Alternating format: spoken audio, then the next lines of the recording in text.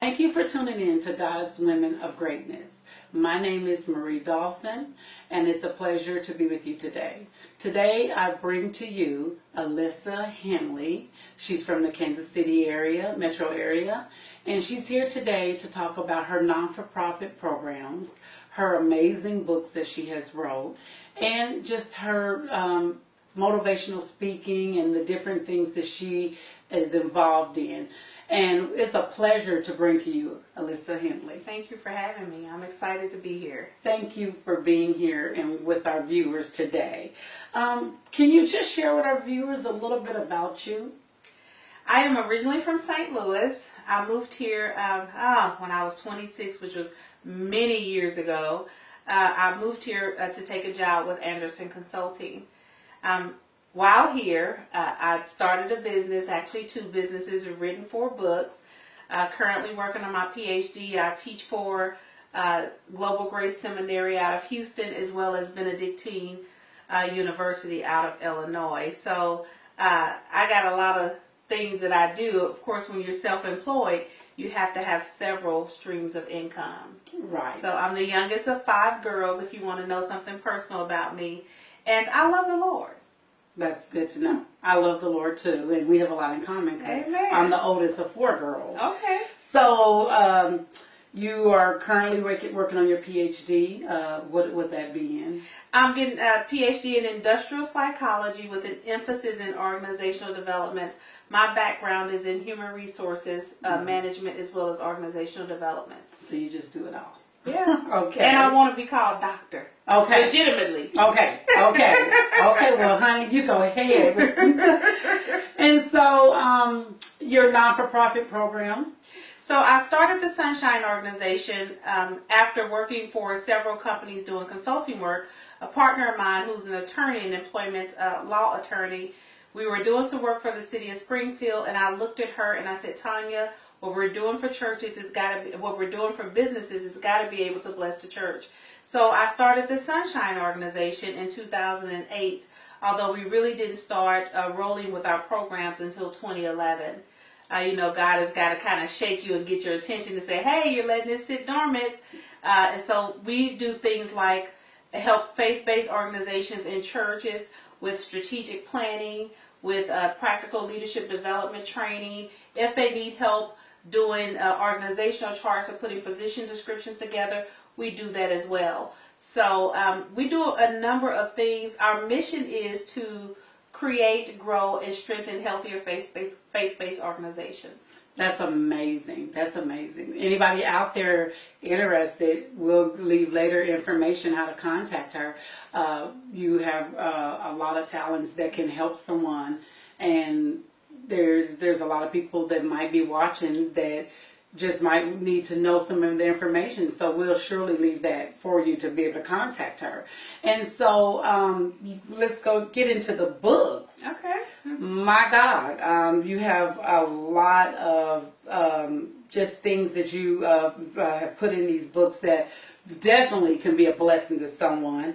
The first book we're going to go over is Catch the Vision, Stay the Course.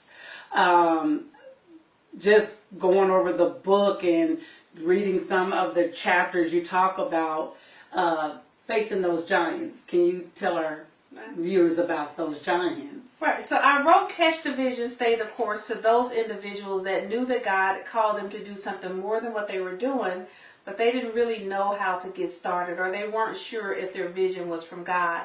Now, I wrote the book from my vantage point of starting a business, because when God gives you a vision, you go to church and you tell people, oh, I believe God is calling me to start a business, and they tell you to step out on faith. Mm-hmm. But they don't tell you all of the things that will happen when you step out on faith, like those giants that you have to face. Those giants. And one of the giants that I had to face was fear. And when you try to talk to church people about it, I'm a church person too as well, but when you try to talk to those church people about it, the first thing they say, you all know it, God haven't given you the spirit of fear. I know that He hasn't given me the spirit of fear, but fear is real, so teach me how to deal with it. And so this book is not only talking about the giants that you'll face as you're on that journey, but it's giving you practical steps that you can take to help deal with those issues. We talk about how to apply wisdom, knowledge, and understanding to the vision. We talk about how to receive God's provision for the vision, and we talk about what do you do when the silent season is up on you, meaning that you know that you're doing what God have called you to do, you're praying, but for whatever reason in this season God is not speaking. And so we talk about what to do when the test giver is not speaking after he's already given the instructions for the test. And fear, it's a lot of that. I mean, you hit it dead on the nail, because fear, just starting any ministry, starting with my videos, starting with your book, we all have fears. And one of the biggest fears that I find is we're afraid of what people may think, or if I can do this, or what if it doesn't go right, or how will people take it?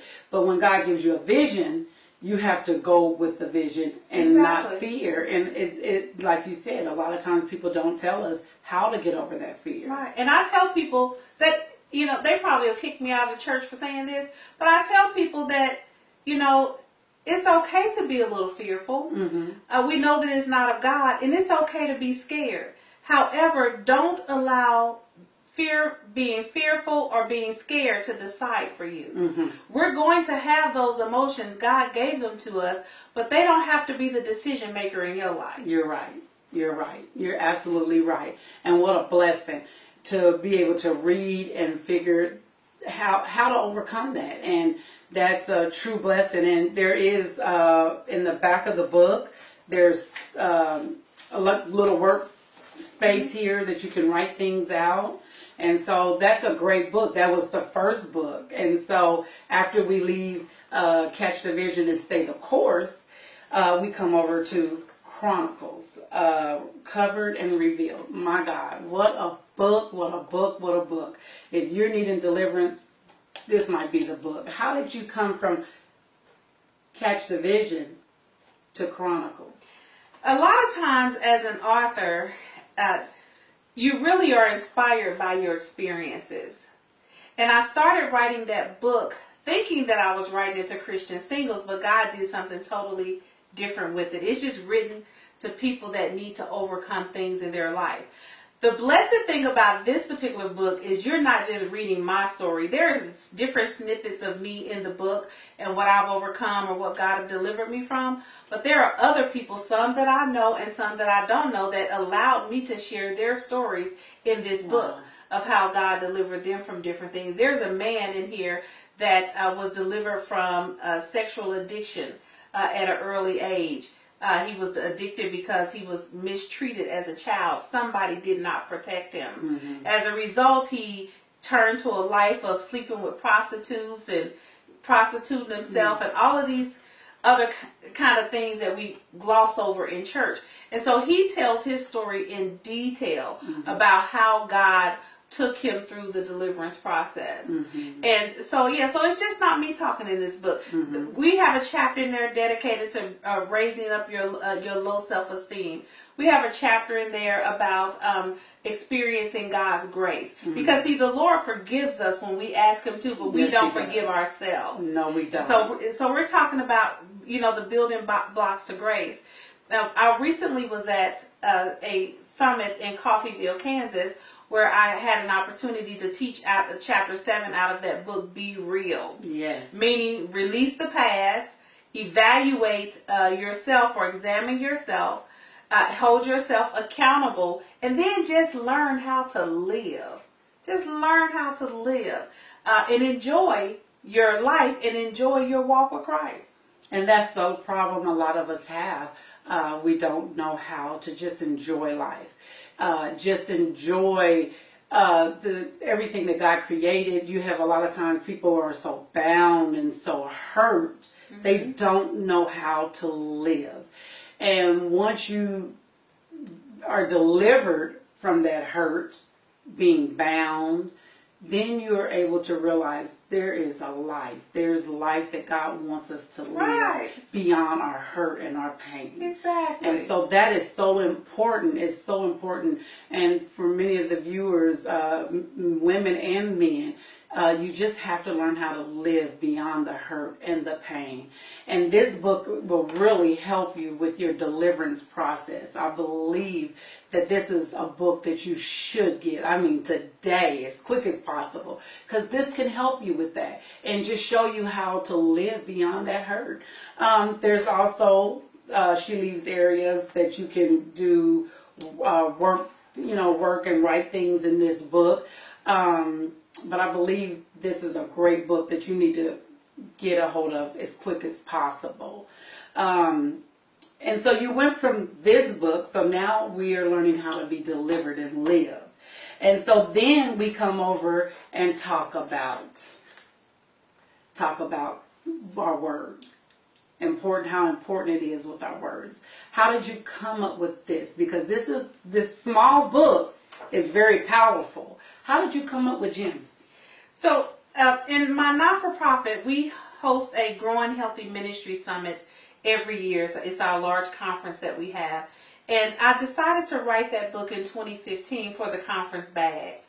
And I just simply said, Lord, what would be a good, book to write or title to write? There are a lot of pastors there and people that support pastors. And I just thought, why not write about the fruit of the Spirit? Because as I work with pastors and church leaders, one of the things that I always see is that a lot of times they're not operating in the fruit of the Spirit.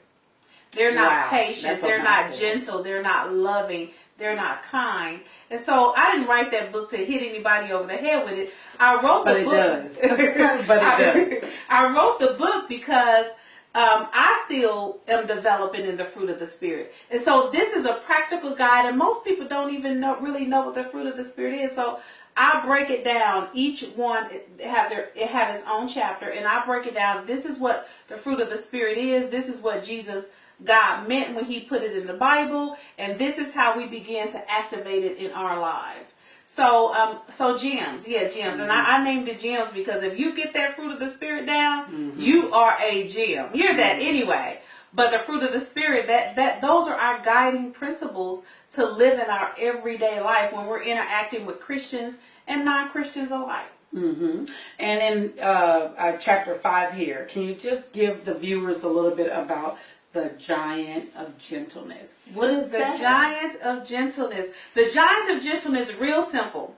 If you have to correct someone and you correct them and they walk away feeling disrespected or wanting to disrespect you or feeling broken in their spirit, you weren't gentle with them. You weren't gentle with them. So the spirit of gentleness means that you are not harsh in your dealings with people. Even when you may think that you have a right to be harsh with them because of something that they said or did toward you, the spirit of gentleness never takes that road. Never takes it. You always take the high road. You always try to interact with the person that when they walk away with you, they still have their dignity. And that's a good thing, because a lot of times ministry, pastors, on your job, managers, we deal with that, what people say with their words. And sometimes you walk away hurt, wounded. A lot of times people won't come back and confront the issue. They will just leave because of your words. And I think it's very important that we learn when we speak, what the things that are coming out of my mouth, are they going to hurt you or are they going to help you? And even if our intentions are to help you, let me make sure that the words are coming out gentle enough that they won't break you. Right. And I think that that's a good thing just for anyone, even married couples. You watch a lot of women when they speak to their husbands. I don't know if you ever witnessed that. They break them. Your words are harsh. Yes. And so you have to be very careful with the words that come out your mouth. This book, I'm telling you another one. I know that I said the last one, but this book also, it's a great book to keep in studies, throw in your purse, your book bag. It's one that you might want to just use every day to remind yourself. Gems is a great book. But then we went from gems. So first we came over fear. Then we got delivered from our hurt, our pain, our past issues. Then we learned how to be gentle. But then how did you jump from that to dig deep, build high? Somebody asked. Wow. Somebody asked, and I know that it seems that none of these books are related. What exactly does she write about? I write about whatever is needed at that time. So if deliverance is needed, I write about that.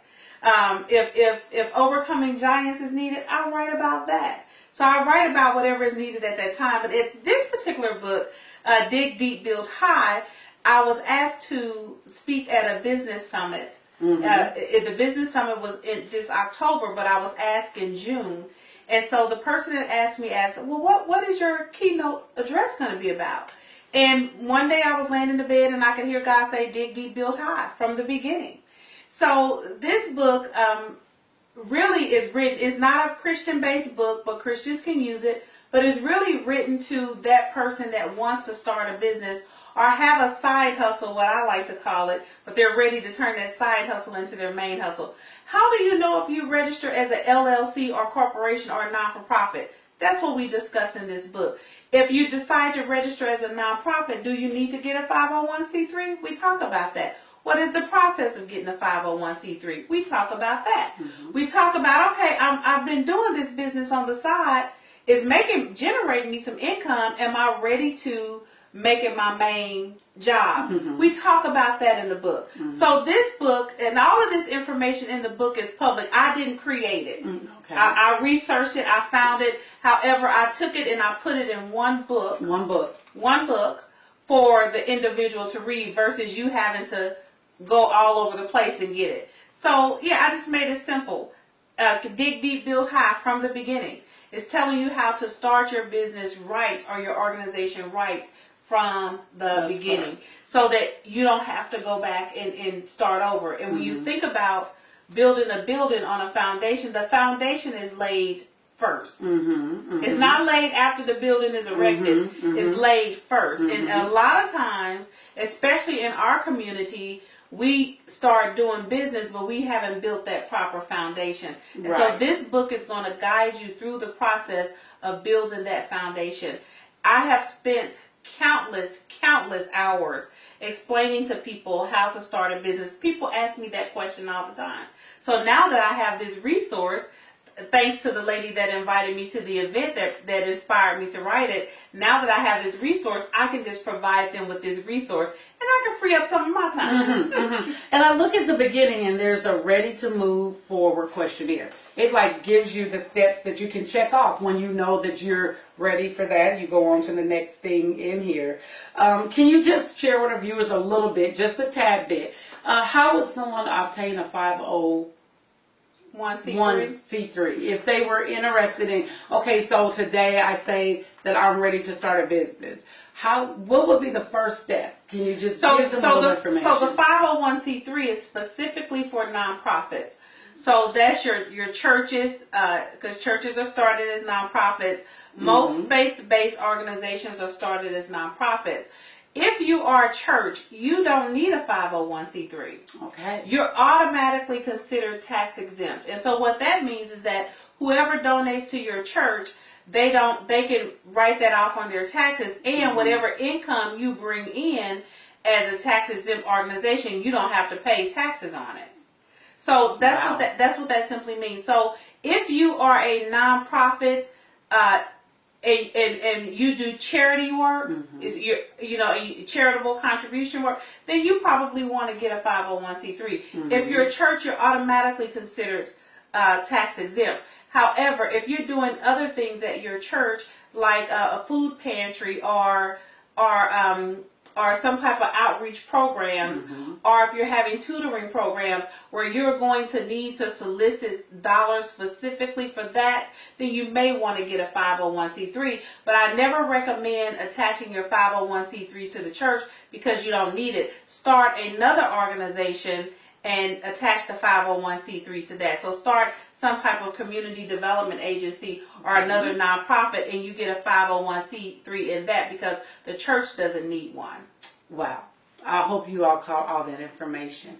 So our viewers, they're saying, okay, I need to talk with you. I need to get a hold of you. I need a book. How can you just share with them how would they get a hold of you if they're interested in receiving a book or talking with you or getting in more information? Right. So you can visit my website. It's just simply my name, Alisa, Alisa, Henley, HENLEY.com. From the website, you can if you want to request me as a speaker at some of your at an event, you can send a request form from the website. If you want to send me an email, you can do that as well. My email address is info at alisahenley.com. If you're interested in from that website, you can buy books, you can listen to recordings, you can look at pictures of events that I've gone to, videos, all of that good stuff. If you're interested in learning more about the Sunshine Organization, you can log on to that website. It's www.shine.org, and I'll repeat it, www.shine.org. And if you're old school and you just want to call, the number is 816-984-1661. Again, that's 816-984-1661. What a pleasure. What a pleasure. And we will try to leave the information at the end of the video also if you didn't catch all that information. But again, let's just go through and hit the books again. So if you're interested, we have Catch the Vision, Stay the Course. Just how to overcome your fears. And the giants that might be in the way of keeping you from your vision. We have Chronicles. You might want this book if you're looking to overcome some battles or you're battling with something, deliverance. In here you can read about other people's testimonies, and that might be a book I suggest that you get today. Also, we have Gems. I would say it's like a daily book that you need to help you with your words and how to be gentle and kind to the body of Christ or your neighbor or your people in your job or anything that may be. Dig Deep, Build High. If you're interested in just starting a business, if you're thinking about a business, if you have some business in mind and just don't know where to go for help or have anyone that you can get information from, I suggest you get this book to get you started, to give you the information and the knowledge that you'll need to get started with your business. Again, you can find these at her website. Her website again is www.alisahenley.com. It's been a pleasure. I thank you so much for spending the time with us, sharing with the women great information. Here we have another great woman of God in the Kansas City area that has knowledge and sharing knowledge with you women. As I said before, that we should all be excited about what God is doing in every woman's life. My name is Marie Dawson. It's been a pleasure to have you, and God bless you all. Thank you so much. Thank you.